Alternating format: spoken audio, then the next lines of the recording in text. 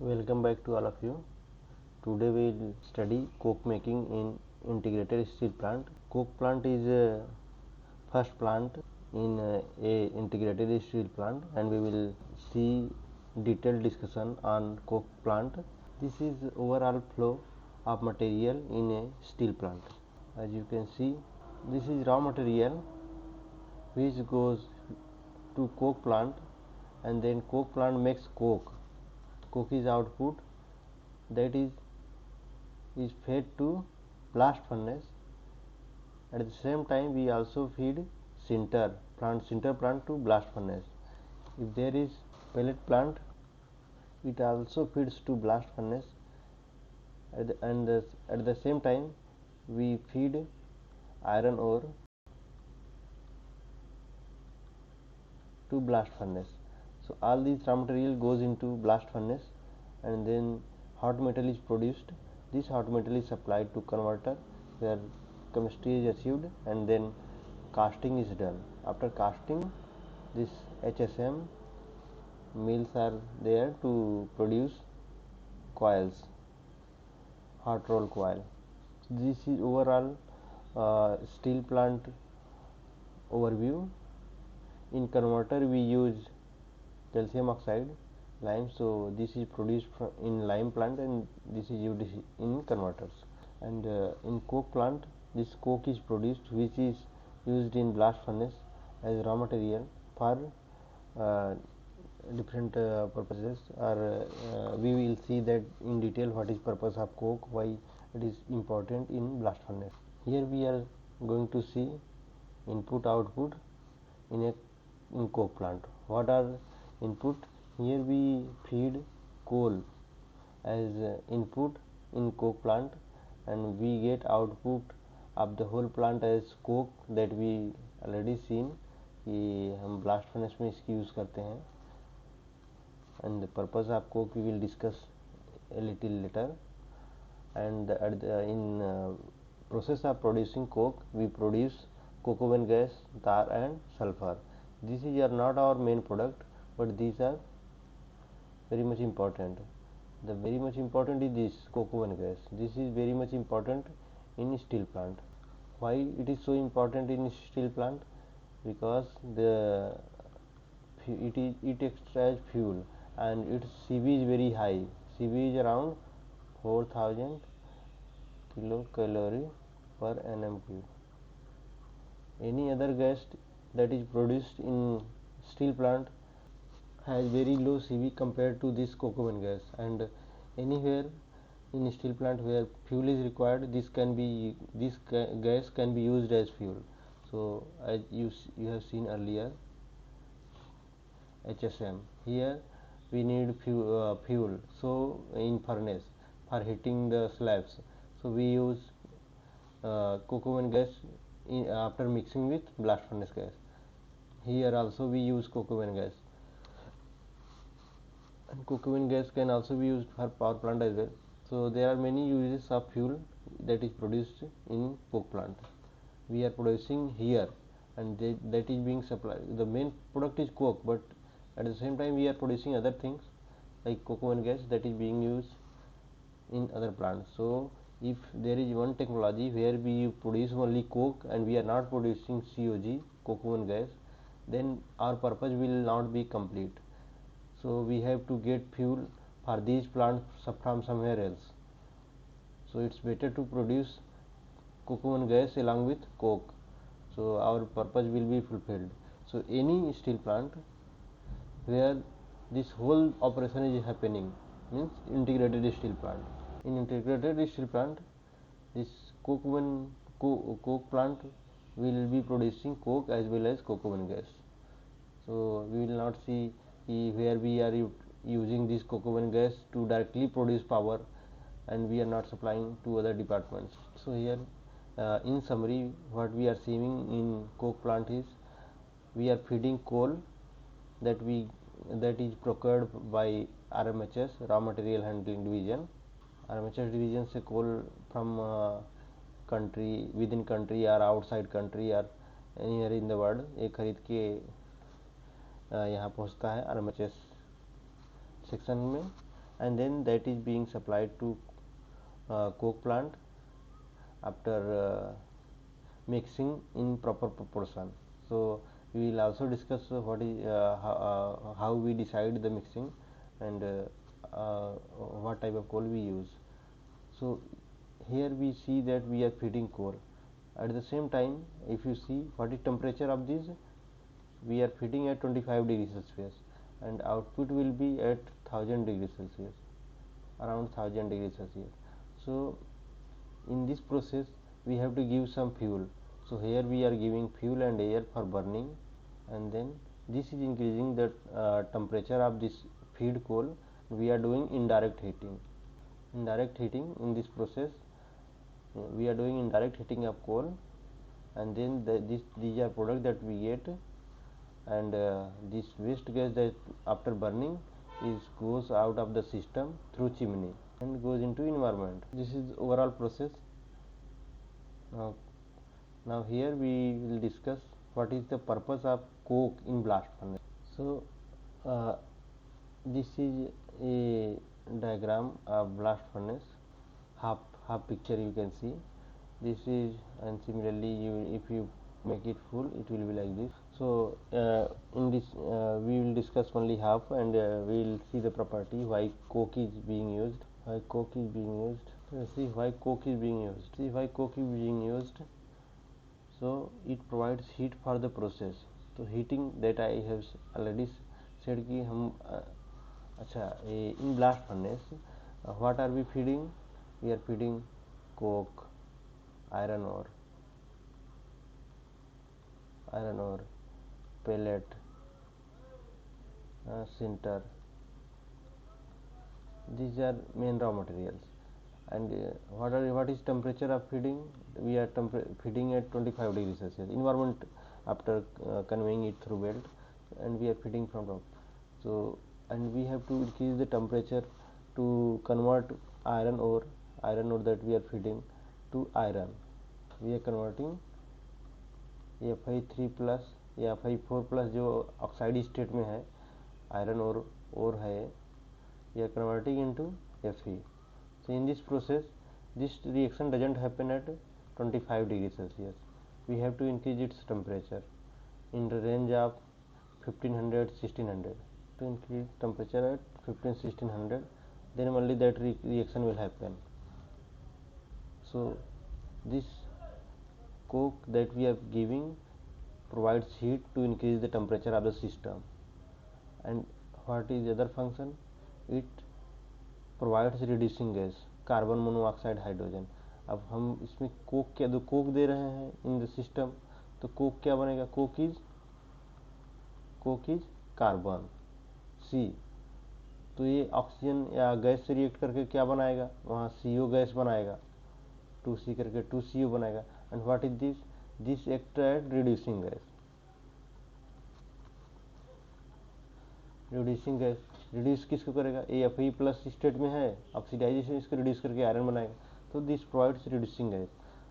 ठीक है, तो ये अपना पर्पज ऐसे फुलफिल करता है. What is other purpose? Provide passage for rising और रिड्यूसिंग हीटिंग गैसेस. अब जैसे इसमें हम लोग देख रहे हैं, इसमें गैस इधर कहीं बना, इस जोन में बना. अब इसको ऊपर जाके से बाहर निकलना है, कैसे निकलेगा? इधर कोक है, कोक चारों तरफ ऐसे फैला है. अब इसमें स्पेस नहीं रहेगा तो गैस कैसे निकलेगा? तो this cokes are have some size and there is space in between different particles या डिफरेंट कोक मास जो हम डालते हैं ऊपर से, and there is sufficient space for gas to come out of it from the top. So this is the another purpose. What is other purpose? Maintain the structural integrity of charge column by supporting solids in the stack. इसका मतलब क्या है? जैसे अब आपका ऐसे blast furnace है, अब इसके अंदर तो हमारा कुछ मास नहीं है. इसके अंदर मास क्या है? कोक ऐसे से सब कोक मास एंड आयरन और सिंटर पेलेट यही पड़ा है. There is nothing else that support this heavy weight. तो जो कोक वेट है they support all material, iron और सिंटर पेलेट जो भी आ रहा है, they support whole mass is supported by Coke.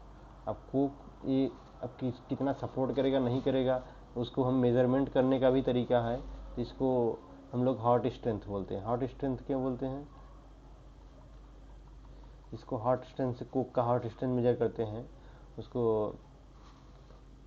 उसको CSR बोलते हैं।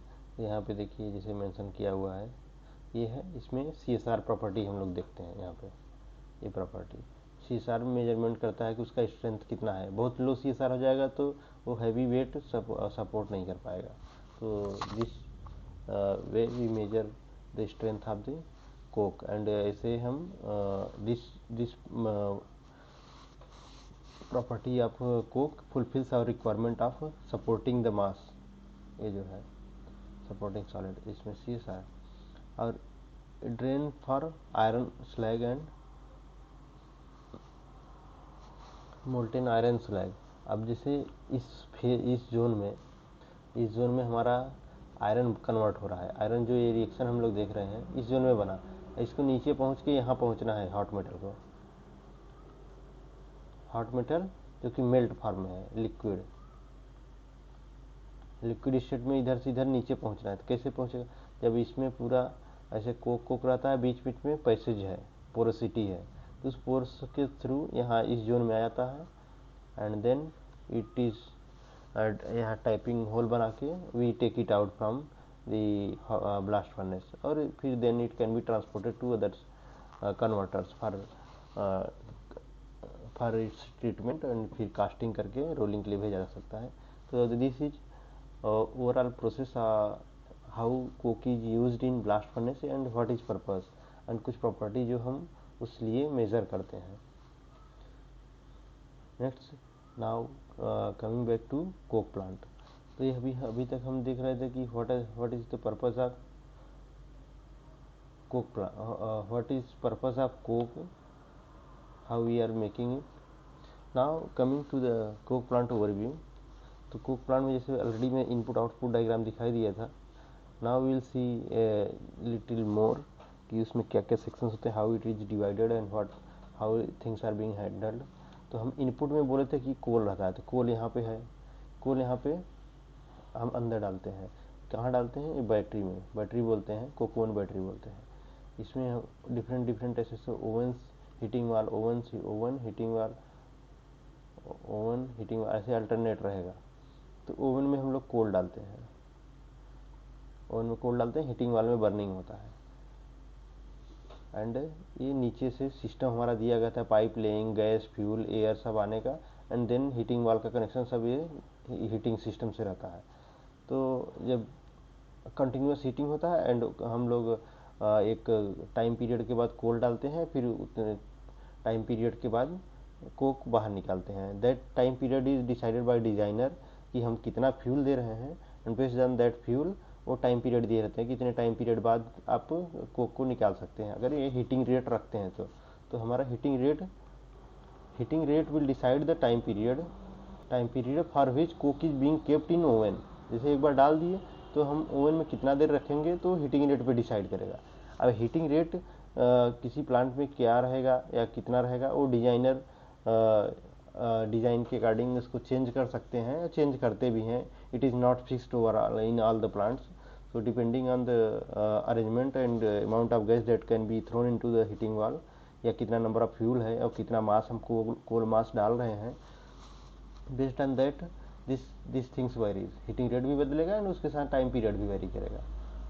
और फिर उसके अलावा और क्या जो कोक प्लांट में हैंडल करने का चीज़ें, इधर हीटिंग सिस्टम ये बोल दिया कि जो उसको टेम्परेचर कोल डाल रहे हैं 25 में और इधर निकालेंगे 1000 में।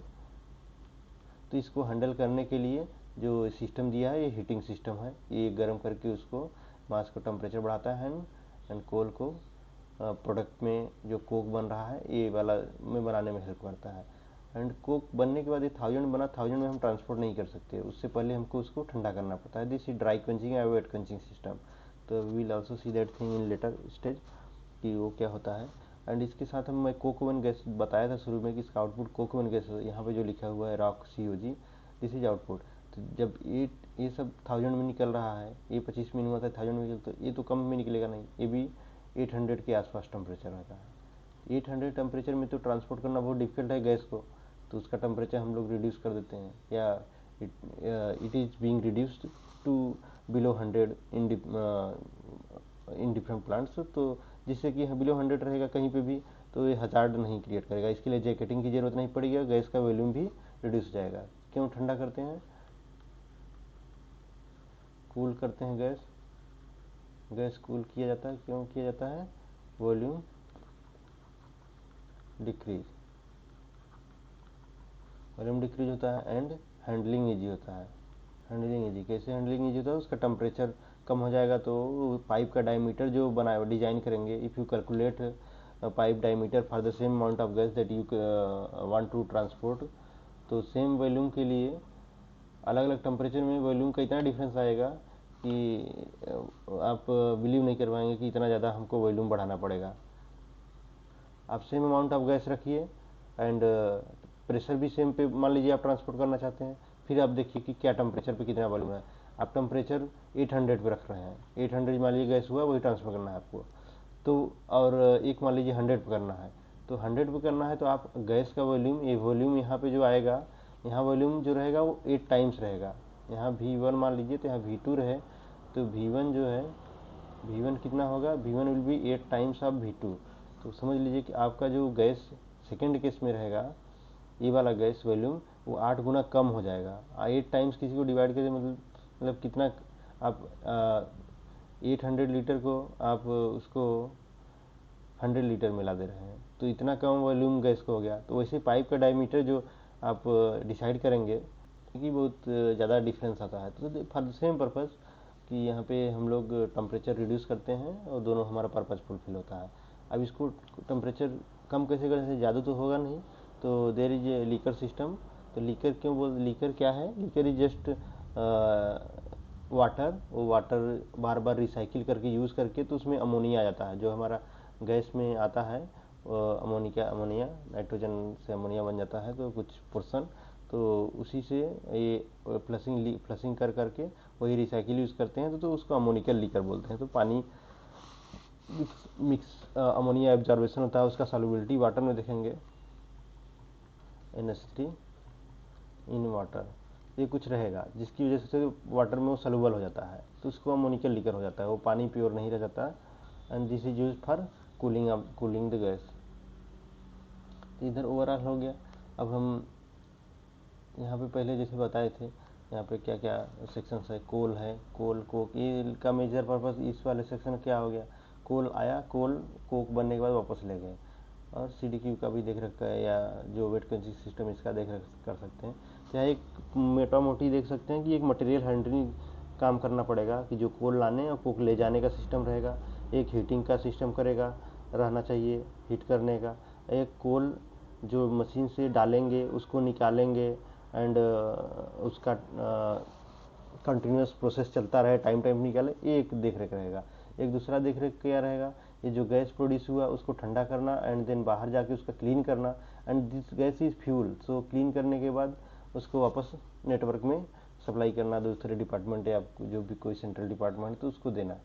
तो दिस इज ओवरऑल। तो हम पहला सेक्शन दो देखेंगे मटेरियल हैंडलिंग। मटेरियल हैंडलिंग में हम बोले थे कोल यूज़ करते हैं, कोल मटेरियल हैंडल फर्स्ट हैंडल करना पड़ता है। तो कोल तो डायरेक्ट हमको उसमें डाल नहीं सकते, कोई भी कोल डाल दिए, हमको कुछ डिज़ायर है ब्लास्ट फर्नेस में, जैसे हम पहले प्रॉपर्टी देखे कि कोल में कोक में क्या क्या प्रॉपर्टी आना चाहिए ब्लास्ट फर्नेस में यूज़ करने के लिए, वो सब मीट करने के लिए हमको एक टाइप ऑफ कोल ही यूज़ कर सकते हैं, प्राइम कुकिंग कोल यूज़ कर सकते हैं with mixing to medium cooking coal. ये सब मिक्स करके हम एक ब्लेंड बनाते हैं, ब्लेंड मतलब mixer of coal. Different type of coal कितना कितना मिक्स करेंगे, ये depend on what is our desired property, उस पर डिपेंड करेगा। मिक्स कितना करेंगे, ये डिपेंड्स ऑन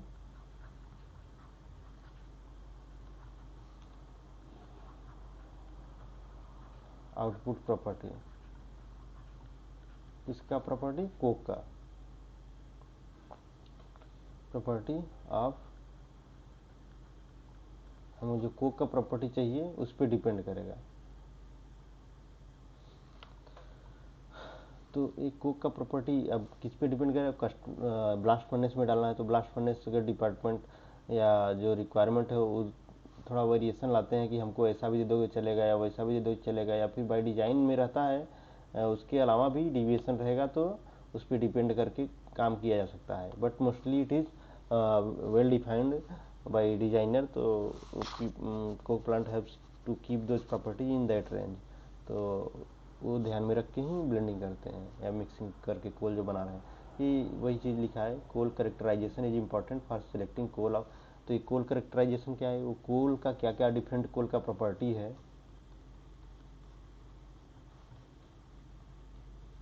प्रॉपर्टी डिफरेंट कोल का क्या डिफरेंट प्रॉपर्टी होगा, वो प्रॉपर्टी देख के मिक्सिंग करना है कि जिससे कि हमारा डिजायर्ड प्रॉपर्टी ब्लेंड का प्रॉपर्टी एक मिले, एंड ब्लेंड प्रॉपर्टी हम कोल को मिक्स कर रहे हैं तो हम कोक का प्रॉपर्टी तुरंत नहीं बता सकते हैं, या कुछ हद तक बता सकते हैं, लेकिन हम डिजायर्ड ब्लेंड का प्रॉपर्टी तुरंत बता सकते हैं, क्योंकि हम इसको हम केवल मिक्स कर रहे हैं उस समय।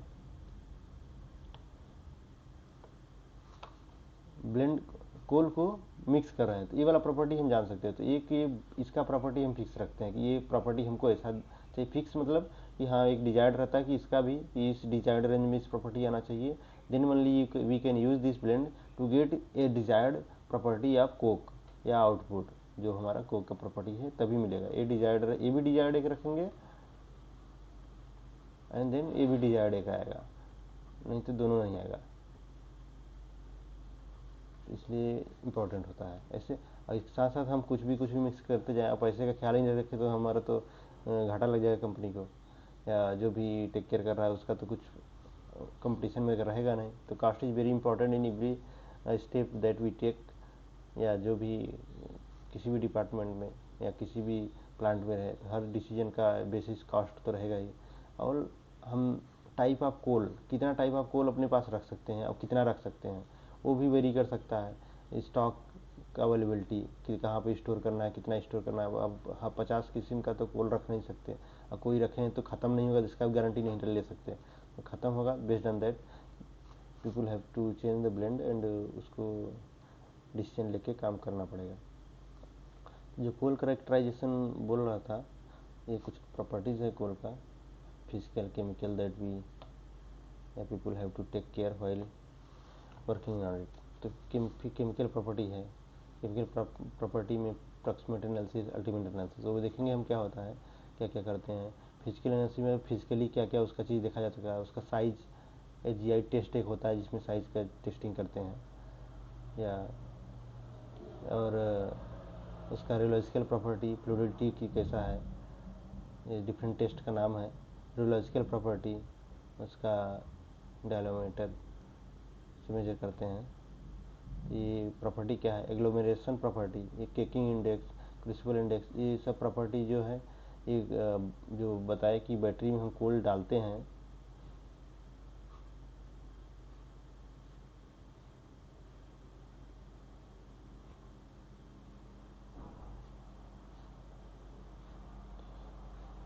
ऐसे करके हम जो बोल रहे थे, मैंने जैसे इसमें डाल रहे हैं, ओवन है, ये हीटिंग वाला है, इधर बगल में भी हीटिंग वाला है, इसमें डाल रहे हैं कि इंडेक्स में पहुँचेगा कि नहीं। यहाँ मशीन है डालने वाला, यहाँ से यहाँ पहुँचना है, वो पहुँचेगा ही नहीं, गिर पड़े वो हो गया, केक बनेगा कि नहीं बनेगा। उसका अंदर पहुँचने के बाद हम इतना साइज पे सटा के डाल दिए और वो इतना फैल गया कि बगल की दीवार को तोड़ दिया, तो वो भी प्रॉब्लम है। तो वो सब ये सब प्रॉपर्टी के थ्रू देखा जाता है। Maceral composition, vitrinite reflectance and this property, ये ऑर्गेनिक मैटर होता है विट्रिनाइट, तो ये सब पेट्रोग्राफिक, ये दीज प्रॉपर्टीज डिसाइड्स हमारा जो दूसरा प्रॉपर्टी या कोक का, हमको कोक का जो स्ट्रेंथ, रिएक्टिविटी वो सब है, इनका प्रेजेंस कितना कौन सी प्रेजेंट है उसके बेसिस पे हमारा कोक का प्रॉपर्टी डिसाइड होता है। That's why these things are important. Ultimate analysis में हम केमिकल एनालिसिस जो अभी देखे उसमें क्या क्या चीज़ आता है।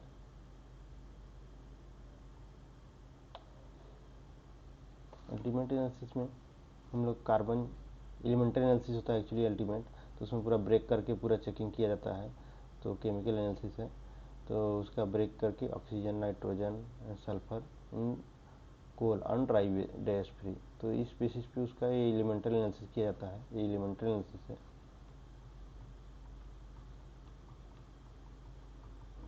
इसके अलावा भी और कुछ जो इसमें नहीं कवर हो रहा है अल्टीमेट इस वाले सेक्शन में, तो अलग से टेस्टिंग किया जा सकता है और करते हैं इफ़ रिक्वायर्ड। अप्रॉक्सीमेट एनालिसिस जो रेगुलर बेसिस पे किया जाता है and this is required for day to day operation. क्यों ज़रूरी होता है वो भी हम देखेंगे। तो ये रेगुलर मेजर होता है पर डे या क्या करना पड़ता है, क्योंकि मॉइस्चर जो होता है वो प्रॉपर्टी बहुत इंपॉर्टेंट होता है, नॉट फॉर कोक प्रॉपर्टी या जो भी प्रोडक्ट का property, but to run operation. हमारा मान लो बैटरी ये है, इसमें हमको पहुंचाना पड़ रहा है कोल को। अब कोल को इधर गाड़ी में है, गाड़ी से इसमें पहुंचाना है। अब वो कोल वहाँ तक पहुंचेगा नहीं, गिर जाएगा यहीं पे, तो हमारा पूरा मेहनत बेकार हो जाएगा। तो वो जो बाइंडिंग प्रॉपर्टी मॉइस्चर देता है वो that is very important. We don't use any other binders because that will be costlier than water. तो मॉइस्चर पानी ऐड करते हैं एंड विद दैट प्रॉपर्टी हम अंदर पहुंचाते हैं। तो अगर ये नहीं सफिशिएंट रहेगा तो प्रॉब्लम क्रिएट होगा एंड और प्रोसेस डिस्टर्ब होगा, इसलिए मेजरमेंट जरूरी है। एस जो प्रॉपर्टी है ये भी, एस एंड वोलेटाइल मैटर, ये एस भी ब्लास्ट फर्नेस, जैसे बोले कि ये customer blast furnace and blast furnace use in their system for reduction यार, जो so many roles are there for coke, उसलिए अब उसमें एस बहुत ज़्यादा हो गया तो that will affect its operation and कितना यूज़ होगा वो भी बढ़ जाएगा। तो वो डिसाइडेड रहता है ऑलरेडी कि हम इससे ज़्यादा इसको दे नहीं सकते, based on that we have to limit और एस इन ब्लेंड जो हम शुरू में बना रहे हैं। वोलेटाइल मैटर का सेम है, वोलेटाइल मैटर जितना ज़्यादा रहेगा वो गैस इवोल्यूशन ज़्यादा यहाँ ओवन में होगा। कितना गैस हैंडलिंग के लिए प्लान डिसाइड है, डिज़ाइन है, उससे ज़्यादा तो गैस यहाँ रिलीज़ करेंगे तो प्रॉब्लम क्रिएट होगा, वो देखना है। एंड हमको कुछ एक ईल्ड भी देना है कि इतना कोल डालना है तो हमको कुछ उतना कोक मिलना चाहिए। अगर कुछ पूरा गैस निकल गया तो और क्या निकलेगा, कोक चाहिए, मुझे बचेगा नहीं। तो वो सब टिक कर करके हमको उतना रखना है। फिक्स कार्बन जैसे बोले कि उसका हीटिंग का वैल्यू भी है, हीटिंग के लिए हम ब्लास्ट फर्नेस यूज करते हैं, तो वो कार्बन का रहना बहुत ज़रूरी है, नहीं तो वो पर्पज़ फुलफिल नहीं कर पाएगा। All these things are used to get the properties of coke that is required in blast furnace. Chemical property में क्या क्या देखते हैं, जो ये प्रॉक्सिमेटल एनालिसिस तो थोड़ा डिस्कस कर लिए, इसके अलावा और भी कुछ कुछ जो है देखते हैं, sulphur, phosphorus, alkali, S constituent ultimate analysis में ये सब जो कार्बन हाइड्रोजन एलिमेंट एनालिसिस देखते हैं, ऑलरेडी डिस्कस्ड।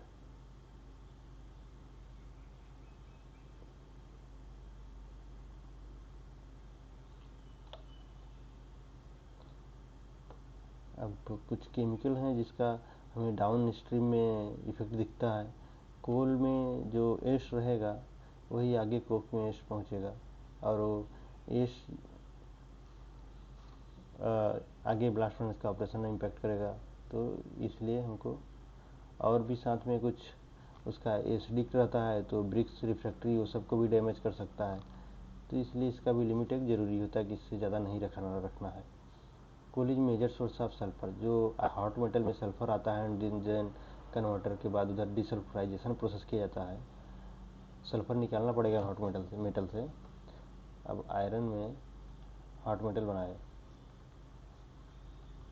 हॉट मेटल में सल्फर आ गया एक्स्ट्रा।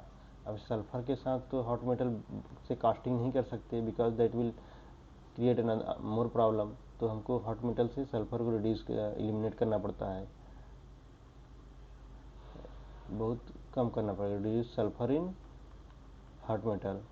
तो ये निकालने के लिए अलग प्रोसेस से बैठाना पड़ेगा, डिसल्फराइजेशन, और उसमें अलग से कास्ट लगेगा। तो वो कास्ट मिनिमाइज करने के लिए हम कोल में ही कम डालें तो हमारा ये वाला काम कम करना पड़ेगा, पैसा कम इधर लेगा। और दिस सेम वे फास्फोरस और ये एल्काली जो है, जो हम Na2 ये सब देखें, अगर वो का भी लिमिट नहीं रखेंगे तो भी हमारा प्रोसेस डिस्टर्ब करेगा। इधर देखे थे Na2 एंड K2O, तो उनको भी हमको एक लिमिट में ही रखना है, नहीं तो हमारा रिफ्रैक्ट्री डैमेज करेगा। क्योंकि रिफ्रैक्ट्री का जो है एसिडिक रहेगा, वहाँ बेसिक वाला रिएक्ट करके उसको डैमेज करेगा। अभी हम देखेंगे कि कोल को कोक में कन्वर्ट करने का क्या क्या स्टेप्स है। जैसे अभी हम लोग डिस्कस किए थे कि हम कोल को अंदर डालना पड़ता है, ऐसे सिस्टम होता है। अल्टरनेट एक हीटिंग वाल मान लीजिए, इसको बोलेंगे, इसको ओवन बोलेंगे, हीटिंग वाल ओवन, हीटिंग वाल ओवन। तो इसमें कोल चार्ज करेंगे और इसमें बर्निंग करते हैं। This is connected to fuel burning. वो फ्यूल नीचे सिस्टम जो शुरू में दिखाया था, इससे बर्निंग करते हैं। बर्निंग करने के बाद इसको इनडायरेक्ट हीटिंग करते हैं, इधर से हीट होगा एंड इधर से हीट होगा। एक कोल से गैस जो रहेगा, गैस इधर बाहर निकल के जो कूलिंग होके बाई प्रोडक्ट प्लांट चला जाएगा। यहाँ पे कूल होगा जस्ट निकलने के बाद, और फिर उसको बीपीपी भेज दिया जाएगा। तो दिस सिस्टम। अब इसमें कोल डालने के बाद एक बोला था टाइम पीरियड के बाद ही निकालते हैं कोक। तुरंत डालने के बाद कोल तो कोक बन जाएगा नहीं। तो टाइम पीरियड डिपेंड करेगा कि कितना देर से, कितना तेजी से दोनों तरफ से हीटिंग हो रहा है एंड कितना जल्दी उसका गैस खत्म हो जा रहा है। तो there are some steps that यहाँ पे अंदर चलते रहता है। We are not able to see it, देख नहीं सकते because things are closed and reaction देखा जा सकता है कि क्या क्या रिएक्शंस होते हैं, समझा जा सकता है। तो क्या क्या रिएक्शंस है जो लोग पढ़े हैं और समझे हैं एंड शेयर्ड विथ अस, तो हम बुक से पढ़ सकते हैं, समझ सकते हैं। कोल चार्ज करने के बाद जो अब डायरेक्ट डालेंगे तुरंत तो वाल से कांटेक्ट में आएगा और तुरंत गर्म होगा। मॉइस्चर हमारा 100 से 150 के बीच में रिलीज हो जाता है। जो मॉइस्चर हम लोग डाले थे बाइंडर की तरह यूज़ करके। फिर ये प्लास्टिक फेज होता है। प्लास्टिक में लिक्विड जैसा स्टेज आता है जो कि कोल में कोल फ्री जैसा हो जाता है। ये टेम्परेचर 375 से 500 के बीच में होता है। कोल डिकम्पोज होता है टू फॉर्म प्लास्टिक लेयर। और फिर destructive distillation reaction proceeds rapidly in the layer with evolution of volatile product. तो यहाँ पे जहाँ पे ऐसे लेयर, मान लीजिए आप इतना मोटा कोल मास देख रहे हैं, तो यहाँ पे पूरा तो एक साथ तो प्लास्टिक बनेगा नहीं। जहाँ जहाँ प्लास्टिक बन रहा है यहाँ डिस्ट्रक्टिव डिस्टिलेशन होगा। एंड जो ये कोल क्या है, कोल हाइड्रोकार्बन है, हाइड्रोकार्बन। तो ये डिस्ट्रक्टिव डिस्टिलेशन होकर ब्रेकिंग होगा, उसका ब्रेकिंग होके कुछ जो गैस रहेगा गैस निकल जाएगा एंड कोक का धीरे धीरे कोल धीरे धीरे कोक में कन्वर्ट होगा, semi coke, and then other reaction proceed जैसे होगी और प्रोडक्ट में कन्वर्ट होने लगेगा। प्रोडक्ट मेनली या तार एंड एरोमेटिक हाइड्रोकार्बन। तो यहाँ जो डिस्ट्रक्टिव डिस्टिलेशन होता है ये टूट के बनता क्या है, तार बनता है and aromatic hydrocarbon. Aromatic hydrocarbon का मतलब दैट इज कोक बोल सकते हैं। वो कोक ही बन गया, हाइड्रोकार्बन बन गया, तार बन गया। और कुछ एरोमेटिक हाइड्रोकार्बन कुछ गैसियस फेज में आ गया तो गैस फेज में निकल के चला गया, तो ज़्यादा हल्का बन गया तो गैस बन गया, नहीं तो भारी ही है तो कोक में ही रह जाएगा। नेक्स्ट क्या है, the gas and condensable vapour are entrapped in the plastic mass and they expand tends to swell it. तब जैसे अब बताया कि यहाँ पे प्लास्टिक है, यहाँ से गैस रिलीज हुआ तो यहाँ पे इसमें इंट्रैप होगा, जहाँ पे वहाँ स्वेलिंग करा देगा, बड़ा कराएगा एंड देन एक्सपेंशन होके वाल की तरफ इसका मास बढ़ेगा, जिधर खाली है उधर ही बढ़ेगा। As the reaction proceeds and as the temperature of fuse zone increases plasticity of coal decreases. जैसे जैसे उसका टेम्परेचर बढ़ता है प्लास्टिसिटी धीरे धीरे डिक्रीज होने लगता है, क्योंकि उसका वोलेटाइल खत्म हो जाता है, उसका लिक्विड फेज खत्म होकर वो कोक में कन्वर्जन होने लगता है। With continued heating and evolution of gas the fused layer gradually resolidifies into semi coke. जैसे बोल रहे थे वो धीरे धीरे रीसोलिडिफाई होकर सेमी कोक बन जाता है। The Coke at this stage still contains substantial amount of volatile metal. उसके बाद भी वोलेटाइल मेटल रहता है जो धीरे धीरे टेम्परेचर और बढ़ने के साथ में निकलता रहेगा।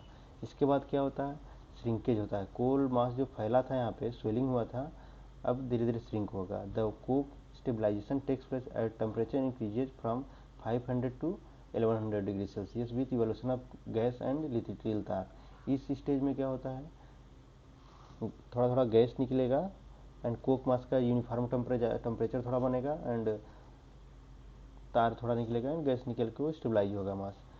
This characterize by contraction of coke mass. Structural development of coke and final H2 evolution.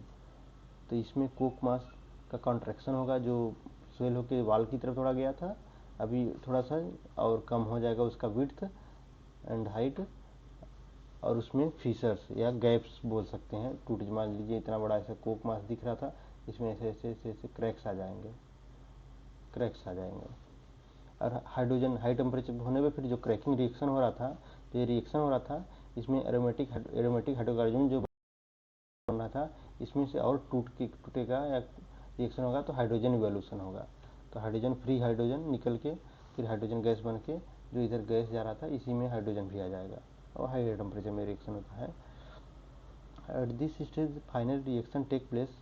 This reaction splits of hydrogen from extremely complex high molecular weight hydrocarbon. एक किस कॉम्प्लेक्स वाले से हाई मोलिकुलर वेट हाइड्रोकार्बन से hydrogen free होता है।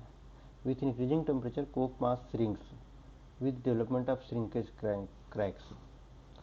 Temperature बढ़ने पे Coke मास और श्रिंक होता है और जो क्रैक्स बोले थे क्रैक डेवलप होता है। सेम चीज़ यहाँ पे ग्राफ में टेम्परेचर के अगेंस्ट दिखाया गया है कि शुरू में कोल गया तो ये वाटर उसका निकला, फिर उसके बाद ये प्लास्टिक स्टेज में गया, फिर इसका सेमी के कन्वर्जन हुआ, फिर इसके बाद इधर कोक बनने के बाद हाइड्रोजन इधर हाई टेम्परेचर में हाइड्रोजन निकल रहा है, फिर वो स्टेबलाइजेशन कोक मास स्टेबलाइजेशन हुआ। तो सेम चीज़ यहाँ पे टाइम के साथ एंड अब यहाँ पे हम थोड़ा सा देख लेते हैं कि फ्यूल जैसे हम यूज़ कर रहे थे, फ्यूल में कुछ गैस यूज़ कर रहे हैं और गैस का कुछ एक्सप्लोजन होने का लिमिट्स रहेगा। This we are discussing for safety point of view कि हम यूज़ कर रहे हैं तो उसको सेफली नहीं हैंडल करेंगे तो there will be process safety hazard and we will not be able to handle, और उससे पूरा प्रोसेस सब कुछ डिस्टर्ब हो जाता है। It is rapid and controlled explosion का डेफिनेशन लिखा हुआ है। तो जो गैस यूज होता है फ्यूल में वो blast furnace gas, coke oven gas and LD gas भी यूज कर सकते हैं। तो इनका एक्सप्लोजिव लिमिट्स ये है, lower explosive, upper explosive, lower upper. तो इसके बाहर जाने पे इतना गैस रीच हो जाता है कि एक्सप्लोजन हो नहीं सकता, और इसके इधर जाने पे लीन हो जाता है और एक्सप्लोजन नहीं होता। लेकिन इसके बीच में एक्सप्लोजन होता है। सभी गैस का ऐसे ही होता है। तो यहाँ पे हमको जो बी एफ गैस है 3573.5, ये इस रेंज में आना नहीं है कभी ऑपरेट करते time, otherwise we will face problem and explosion होने के चांस बहुत रहेंगे। बर्निंग कैसे होता है गैस का, जैसे हम शुरू में बताए थे कि कोक ओवन में कोल चार्ज करने का अरेंजमेंट जो रहता है,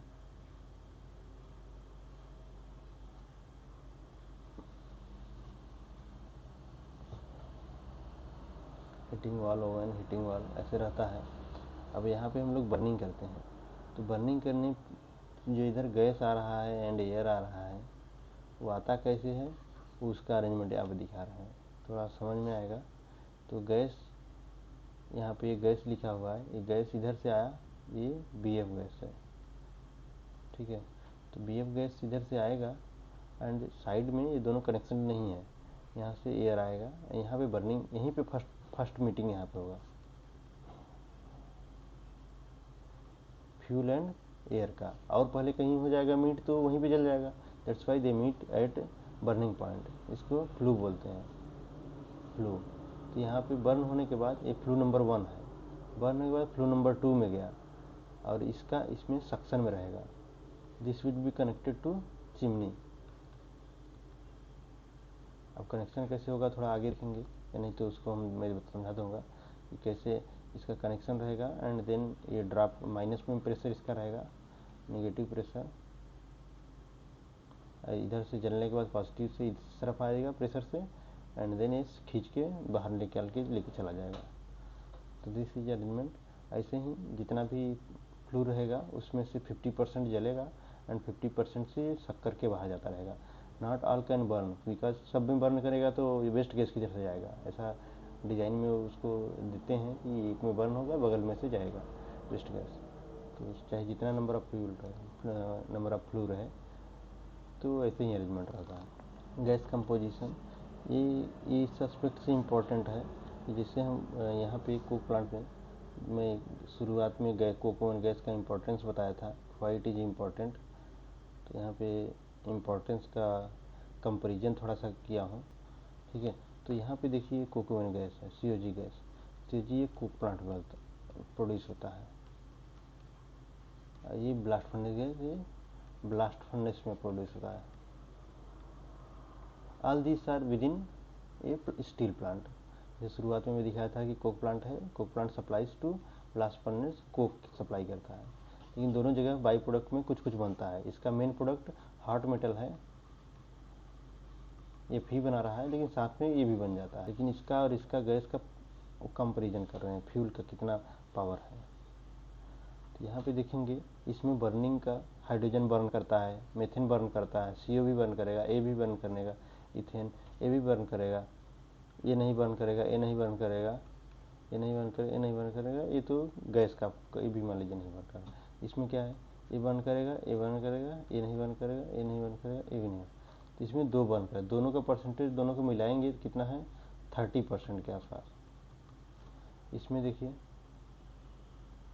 इसमें मिलाएंगे तो ये काफ़ी ज़्यादा हो जाएगा। और ये जो 4-5 इसका पूरा समेशन करेंगे तो ये 100% नहीं होगा, 100% नहीं होगा, 100% नहीं होगा, क्योंकि 4-5% और कुछ रहता है जो मेजरमेंट नहीं हो पाता। 5% हाइड्रोकार्बन रहता है, वो भी बर्न होता है। इन 5% ये वाला और ये जोड़ेंगे तो कितना हो जाएगा, लगभग 85 to 90% हो जाएगा। 85 to 88 या वही उसी रेंज में इतना परसेंट बर्निंग वाला रहेगा कि जो बर्न हो सकता है। तो डिफरेंस कितना है, यहाँ 30% बर्न होगा एंड 70% इनर्ट है, जो यहाँ लिखा हुआ है इनर्ट। यहाँ पे इनर्ट कितना है, 12 से 14% इनर्ट। तो इसका पावर इसके कंपेरिजन में कितना, not only this, you have to see the reaction. लेकिन यहाँ सेम टाइप का गैस है, यहाँ भी कोक ओवन गैस है, यहाँ पे CO गैस, कोको नहीं को CO गैस, यहाँ पे CO, यहाँ हाइड्रोजन, यहाँ भी हाइड्रोजन। तो गैस भी सिमिलर टाइप की है, तब भी बहुत कम है कंपोनेंट। तो अब ऑब्वियसली इसका जो पावर CV बोलते हैं, कैलोरीफिक वैल्यू, वो ब्लास्ट फर्नेस गैस का कोक ओवन गैस के कंपेरिजन में बहुत कम हो जाएगा, बहुत कम हो जाएगा। अब कितना कम में है वो उसको भी थोड़ा डिस्कस करें।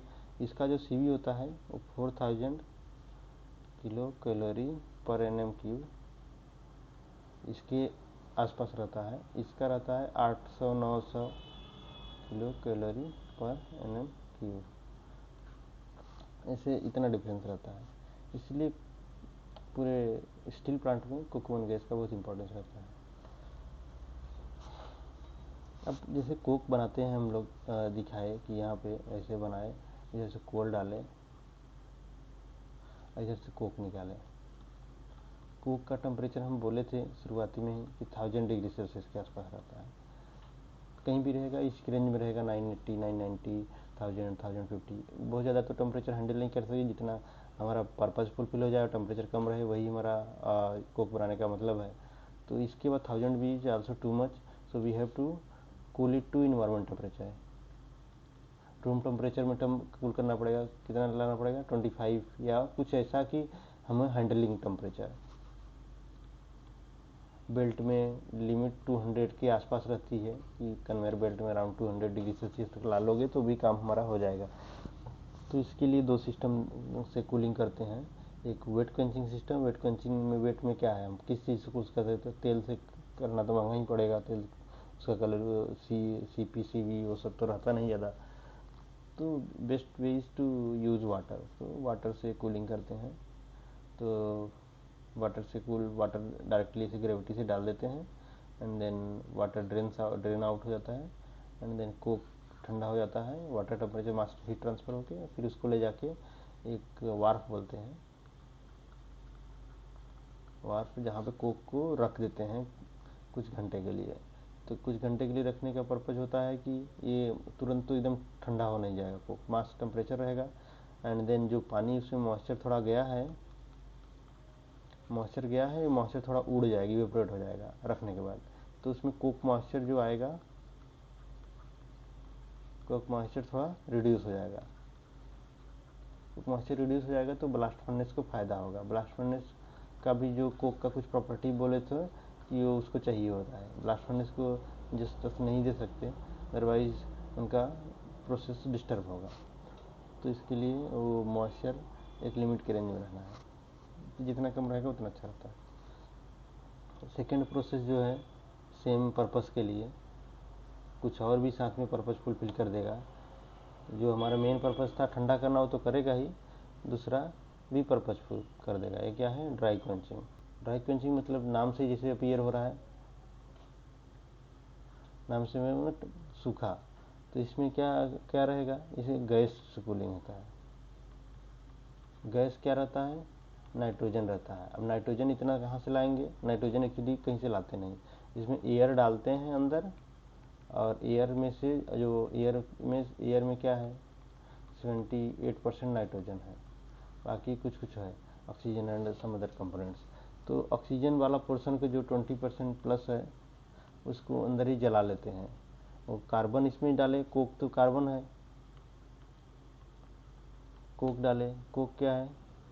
कार्बन। ये ऑक्सीजन था, ऑक्सीजन करा के CO2 बना के या CO बना के, 2CO बना के इसको ऊपर से कार्बन डाले, ऑक्सीजन से रिएक्ट करा के CO2 एंड CO बन गया, एंड उसको फिर वापस यहाँ से ब्लीड कर दिए कुछ परसेंटेज कि जिससे हम अंदर इसके चैम्बर के अंदर एक CO का परसेंट जो लिमिट रहा है, CO परसेंट, वो लिमिट के अंदर रहे और एक्सप्लोजिव मिक्सर फॉर्म होने का चांस न रहे। इसके अंदर हम लोग हाइड्रोजन का भी एक लिमिट रखते हैं कि उससे ज़्यादा नहीं होना है, तो भी हाइड्रोजन भी एक्सप्लोजिव लिमिट में आ जाएगा तो ये भी एक्सप्लोजन कर देगा। तो हाइड्रोजन कैसे आए? भी जैसे कार्बन कोक डाल रहे हो तो वो क्या है? वो भी तो हाइड्रोकार्बन है, उसमें हाइड्रोजन कार्बन दोनों है, तो उसमें भी यहाँ भी रिएक्शन होकर हाइड्रोजन फॉर्मेशन हो सकता है। तो दैट्स वाई यहाँ पे हाइड्रोजन का भी एक लिमिट रखा जाता है। आप अगर hydrogen with in out of range जा रहा है तो यहाँ ब्लीडिंग करना है या रिएक्शन करा के उसको बाहर निकालना है, अदरवाइज वो एक्सप्लोजन कराने का चांस रहेगा। और यहाँ पे ओवरऑल क्या प्रोसेस क्या है? ये 1000 डिग्री सेल्सियस पे अंदर डालें कोक को, फिर यहाँ पे एयर से सर्कुलेट कर रहा है, जो एयर मतलब नाइट्रोजन सर्कुलेट कर रहा है, इधर बॉयलर सिस्टम है, पानी आ रहा है, पानी स्टीम में कन्वर्ट होकर बाहर जा रहा है, इनडायरेक्ट हीटिंग से स्टीम बाहर चला गया, इनसे पावर प्रोडक्शन हो रहा है, पावर प्रोडक्शन। तो ये फ़ायदा हो गया इससे। जो वहाँ पे वेट क्वेंचिंग सिस्टम में कुछ नहीं कर रहे थे, ठंडा करके स्टीम पानी हवा बन के उड़ जा रहा था वेपर बन के, लेकिन यहाँ पे हम पावर प्रोडक्शन का ही कर ले रहे हैं, तो एक पावर प्रोडक्शन फ़ायदा हो गया। और इधर कोक मास अपना इधर बाहर ठंडा होके आया तो ये 200 के आसपास आता है। इसमें मॉइस्चर रहेगा नहीं, बहुत कम रहेगा। इतना हाई टेम्परेचर से ठंडा होकर एयर से आ रहा है तो पानी कहाँ से आएगा? उसमें पानी तो गायब हो जाएगा। तो बेल्ट के थ्रू चलते चलते थोड़ा बहुत मॉइस्चर बाहर से ले लेगा बिफोर ब्लास्ट फर्नेस पहुँचने तक, अदरवाइज इसमें मॉइस्चर नहीं रहेगा। तो ये प्रोसेस हो गया ओवरऑल ब्लास्ट इसका CDQ का, ड्राई क्वेंचिंग सिस्टम का। अभी नेक्स्ट देखते हैं। नेक्स्ट हमारा है कि ऊपर दिखाए थे कि ऐसे बैटरी जो हो गया कोकोन बैटरी, अब यहाँ से जैसे सिस्टम है, यहाँ से गैस निकला, इसको फिर BPP जाना है फॉर अदर पर्पज। ये जो यहाँ पे दिखाया है यही दिखाया है कि गैस यहाँ से निकल के BPP जा रहा है। BPP पहुँचने के बाद वहाँ पे जो पर्पज है हमको गैस का क्लीनिंग करना है, यहाँ पे पहले तो एक सक्शन रहना चाहिए जिससे कि गैस यहाँ से यहाँ आए। गैस क्यों आएगा? तो इसके लिए पूरा जो ओवन में मैं दिखाया था कि सक्शन में रहता है, ओवन का नहीं दिखाया था बट अभी दिखा रहा हूँ। ये ओवन से गैस जो प्रोड्यूस हो रहा है वो वोलेटाइल मैटर बन रहा है, ये बाहर निकल के इधर जाए, उसके लिए कोई खींचेगा तभी जाएगा, ऐसे नहीं जाएगा। या अंदर उतना प्रेशर है कि वो धक्का में देके जाए, तो उतना प्रेशर भी नहीं रहता। तो इसके लिए सिस्टम है, ये एग्जॉस्टर है, ये पूरा इधर का सिस्टम को पूरा निगेटिव प्रेशर में रखता है या खींचने का काम करता है, या जितना प्रेशर बोलोगे उतना रखेगा उधर। यहाँ पे प्रेशर कुछ बोलोगे तो उतना रखेगा, यहाँ पे बोलोगे उतना तो कुछ रखेगा। तो जो डिज़ाइन में दिया जाता है उतना बोल के रखा जाता है। तो इसके भी जहाँ पे कंट्रोल करना है, एक पैरामीटर मान लो यहाँ सेट करना रहा है, यहाँ सेट करना है, उसको सेट दे दोगे, उसके अकॉर्डिंग ऑटो में अपना कंट्रोल करता रहेगा। तो ये सिस्टम है, कूलिंग सिस्टम है। यहाँ गैस आया था, यहाँ से 1000 से <100 ठंडा किए थे, यहीं पे तुरंत निकलने के बाद यहीं पे किए थे। उसके बाद यहाँ पे आने के बाद और ठंडा करना पड़ेगा। क्यों ठंडा करना पड़ेगा? हमको गैस क्या करना है? गैस क्लीनिंग करना है।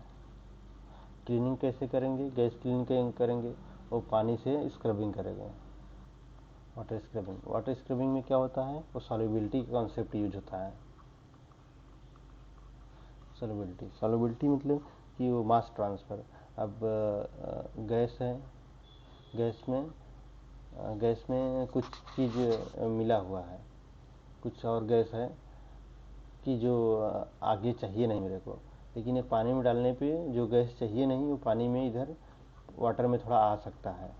तो यहाँ पे जो गैस है इसे पास होगा पानी के साथ, तो ये पानी कुछ अपने पास रख लेगा। तो ये कितना रखेगा, वो depend on solubility of gas at that temperature. Solubility of that gas या जो इम्प्योरिटी है उसका इन वाटर। अब इन सॉल्युबिलिटी का देखेंगे तो क्या कर्व होता है, solubility inversely proportional to temperature होता है। जितना ज़्यादा टेम्परेचर रहेगा उतना कम सॉल्यूबल रहेगा, अक्सर ऐसे ही होता है। इसका डिविएशन कुछ स्पेशल टाइप का मटेरियल में होता होगा, अदरवाइज ऐसे ही रहता रहेगा, ज़्यादा टेम्परेचर पे सॉल्युबिलिटी कम हो जाएगा। तो सबसे पहले हम लाने के बाद गैस को यहाँ कूल करते हैं, क्यों, नहीं तो हमारा पर्पज़ फुलफिल नहीं होगा। तो यहाँ पे हम गैस को लाने के बाद सबसे पहले यहाँ पे कूलिंग करते हैं। यहाँ पे कूल करके लेस देन 100 में इंटर किया, इसको अब करके 20 के रेंज में कर दिए, अराउंड 20। इसके बाद तार प्रेस्टेटर से गया, जो बचा खुचा तार था उसको निकाल दिए, तार आउट। फिर एग्जॉस्टर से पास होके फिर यहाँ क्लीनिंग, गैस क्लीनिंग। यहाँ पे गैस क्लीनिंग में क्या क्या क्लीनिंग होता है, जो कोल से सल्फर से H2S बन के फिर इसमें आया था, गैस के साथ आया था, उसको ये निकाले। फिर अमोनिया निकाले, दोनों गैस निकले, अमोनिया एंड H2S दोनों निकाल दिए। उसके बाद नेफ्थलीन स्क्रबर है, यहीं बगल में ही है, नेफ्थलीन स्क्रबर है। इसके बाद नेफ्थलीन स्क्रबिंग हुआ तो नेफ्थलीन डिस्टिलेशन में जाके नेफ्थलीन स्क्रबिंग करने के बाद इस गैस को क्लीन हो गया, उसके बाद इधर आगे हम भेज सकते हैं। और जो नेफ्थलीन ऑयल था, नेफ्थलीन ऑयल जिसे स्क्रबिंग कर रहे थे, वो ऑर्गेनिक मैटर है तो उसके वो पानी से स्क्रबिंग होगा नहीं। नेफ्थलीन जो है उसके लिए अलग मटेरियल यूज़ करना पड़ता है। एंड ये वाला जो H2S एंड NH3 है वो वाटर से स्क्रबिंग हो जाता है। तो वाटर से स्क्रबिंग वाला पार्ट वाटर आ गया, और वो जो वाटर गंदा हुआ या जिसमें कंटेमिनेटेड हुआ उसको रिच ऑयल बोल दिए, रिच वाटर बोल दिए, उसको भेज दिए deacidification and ammonia stripping unit में। और यहाँ से जो स्ट्रिप किए उस वाले को इधर भेज के उससे सल्फर रिकवरी कर लेते हैं। और यहाँ पे हमारा तो गैस क्लीन हो गया था, उसको अब कस्टमर को भेज के क्लीन गैस आगे बढ़ाया जा सकता है। This is overall process. हमारा क्लीन गैस बन गया। ये वाटर रिसाइकलिंग करने के लिए वाटर भी रिसाइकिल कर लिए, जो naphthalene distillation, naphthalene oil distillate करके वो भी रिसाइकिल कर लिए, या जो भी स्क्रबिंग करने का मीडियम यूज़ कर रहे हैं तो वो भी स्क्रबिंग वाला डिस्टिलेशन करके अपना उसको रेडी कर सकते। हम देखते हैं कि यहाँ पे क्या क्या प्रोडक्ट होता है, क्या पर्पज़ होता है। एक तो पर्पज़ हम देख ही लिए कि हमारा गैस क्लीन करने का है। दूसरा क्या है, यहाँ है गैस क्लीन करने का, गैस क्लीन करके क्लीन COG बन गया। दूसरा हम जो शुरू में कोक प्लांट का आउटपुट बोले थे कि तार बनता है, ये तार जो बैटरी यहाँ पे गैस निकलने के बाद यहाँ कूलिंग करते हैं, कूलिंग करने के बाद जो यहाँ से तार बना था, बोले थे कि यहाँ बैटरी में तार बनता है, बैटरी में तार बन जाता है तो ये गैस के साथ जाता है, और ये कूलिंग करते हैं तो वहीं तार बैठ जाता है पानी के साथ, वो फिर फ्लो होके तार रिकवरी यूनिट में तार बनाते हैं। बनाते क्या मतलब सेपरेट करते हैं, बन ही जाता है बैटरी में, वहाँ सेपरेट कर लेते हैं, तो ये तार बन गया। फिर सल्फर रिकवरी यूनिट, सल्फर बनाते हैं, जो अभी रिसेंट तुरंत दिखाएं, जो स्क्रबिंग करने के बाद, स्क्रबिंग करने के बाद पानी गंदा हुआ था, पानी को स्ट्रिपिंग किए यहाँ पे पानी की स्ट्रिपिंग किए, फिर वो स्ट्रिपिंग वाले स्टीम से यहाँ पानी वो सल्फर बना लेते हैं। तो हमारा तीनों आउटपुट हो गया, क्लीन कोक वन गैस, तार एंड सल्फर बन गया। अदर फंक्शंस क्या है, तो इन्वायरमेंटल नॉर्म कुछ मीट करने के लिए गैस में वो भी BP का फंक्शन रहता है, और कुछ पानी ट्रीटमेंट का भी सेक्शन रहता है, जो पानी का क्वालिटी मेंटेन किया जाता है वहाँ पर ट्रीटमेंट करके। This is overall coke plant. Now for any question, any queries, you can comment and get their answer. Thank you.